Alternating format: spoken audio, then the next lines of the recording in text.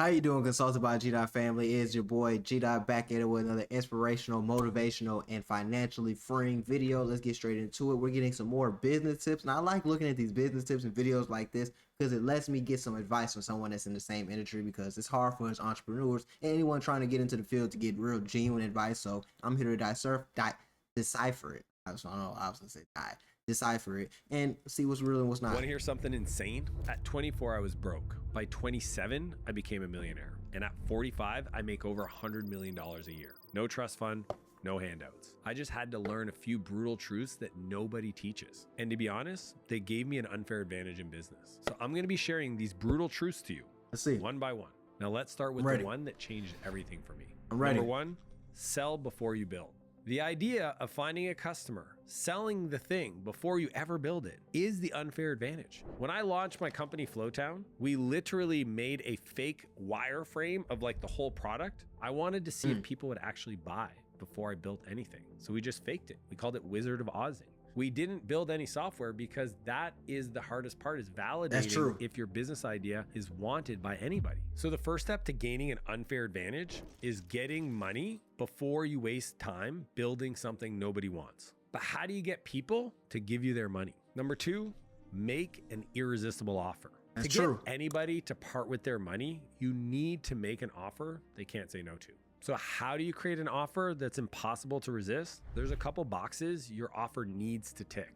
Number one, outcome. Is it a clear and valuable transformation? Number two, speed to result. Can you get them that outcome fast? To the degree you can communicate the speed to the result, the thing they bought and the result in their life, as fast as you can communicate that they'll get that, that makes the offer irresistible. Number three, risk reversal. Can you remove their fear of saying yes?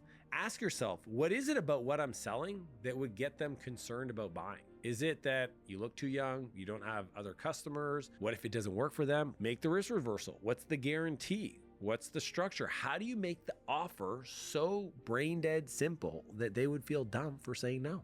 Number four is scarcity or urgency. Okay. See, if you don't give somebody motivation or a reason to buy now, they just won't. So you might have limited inventory based on your capacity. Use that.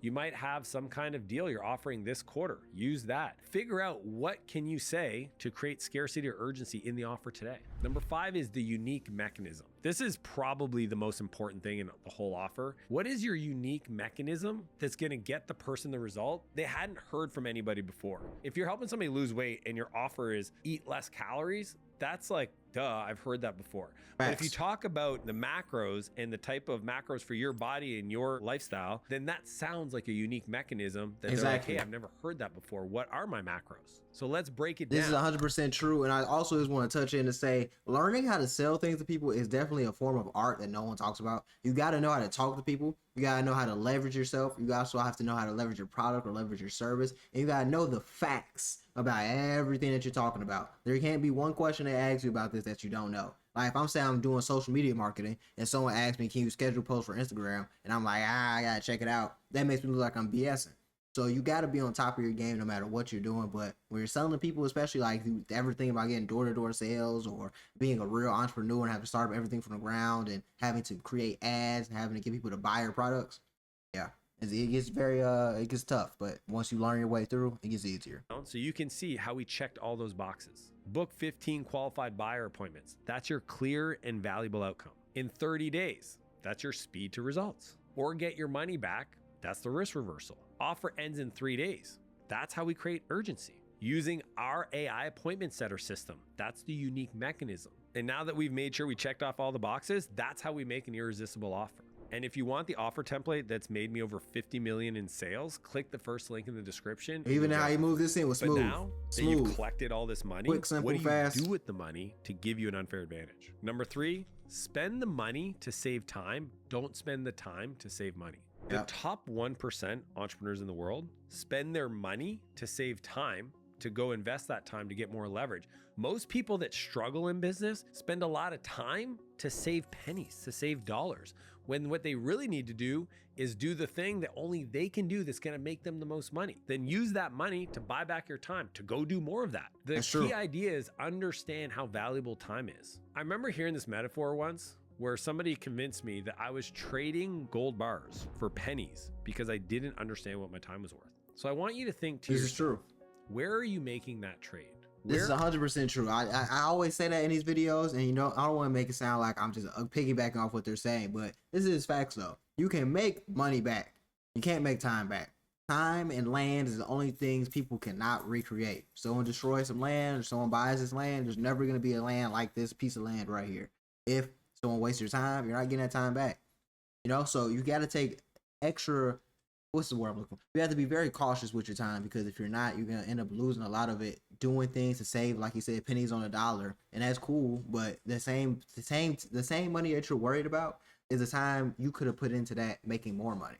So you're worried about, just nitpicking this little $3-4. You could have put that time into making $100, $50, or $60. You know what I'm saying? You just got to leverage yourself because you understand what you're doing.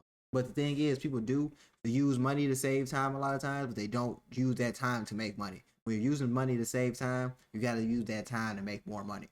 Are you trading gold bars for pennies instead of pennies for gold bars? Because if you're doing the right thing with your time, you'd be making a lot more gold bars. Is it maybe that you're cooking all your own meals and you're not using meal prep, or you're spending all your time cleaning your apartment? I don't know what it is for you, but there's an opportunity for you to get more time. Maybe it's restocking stuff or even doing your own mail. If you want an unfair advantage, here's the way we need to think through this. First off, you have to calculate your hourly rate. How much money do you make per hour?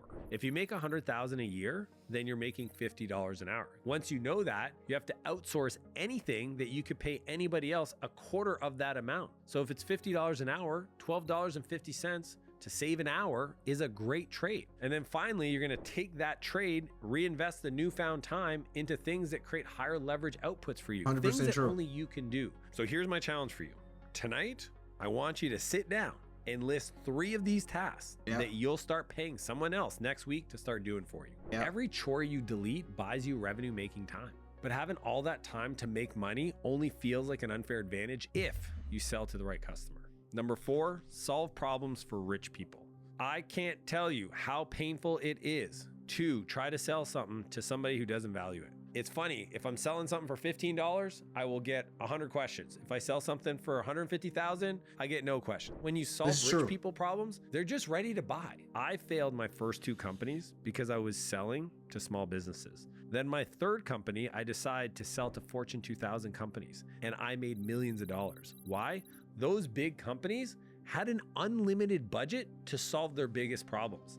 They just needed somebody to come along and be like, hey, you know that thing that creates a lot of pain in your life? I can solve it for a fraction of the cost that it's costing you right now. And they're like, oh my gosh, when can you get this solved? Sales happen overnight. That was my software company, Sphere. It was the most important lesson I learned at a very young age. I was 24 when I started that company. I did almost $1 million in my first year after struggling and failing for 7 years. That's what people are not willing to trade off. You're going to have to sacrifice some time. People are always looking for instant gratification nowadays, but you're not, I don't want to say ever, but it's not likely that you're really going to get that. There's no such thing as instant gratification or anything. When you first started playing sports, you were bad. And you put some time into it, you were good. You put years of time into it though, but it just flashed by so fast because you were focused on what you were doing. For me, I was track. I started running track in 3rd grade. By the time I got to high school, I could have went to college for track, but I decided not to. But that was a lot of time. That was over 10 years. So you got to think about it like that. You putting that time into different things. That's why it matters what you're doing with your time, where you're putting your time. That's why we were just talking about paying other people for your time. So it's just always different things you got to look at when you trying to get into the entrepreneurship lane, because if you're not willing to work a job and still have this business on the back end, or put all your effort and your time and your money into this business, it fails, then you got to recoup and do it again. This is what people have to go through. Like he said, he failed 2 businesses. I failed multiple businesses. I feel like I don't even know how many businesses I failed. Like honestly, I failed a lot, but I win, and the winners are always going to be bigger than all the failures. So that's why he's got to keep going.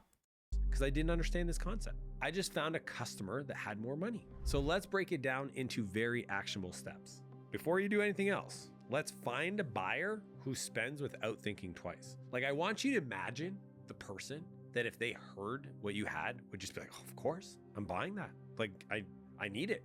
The person that has like unlimited funds and just buys the thing.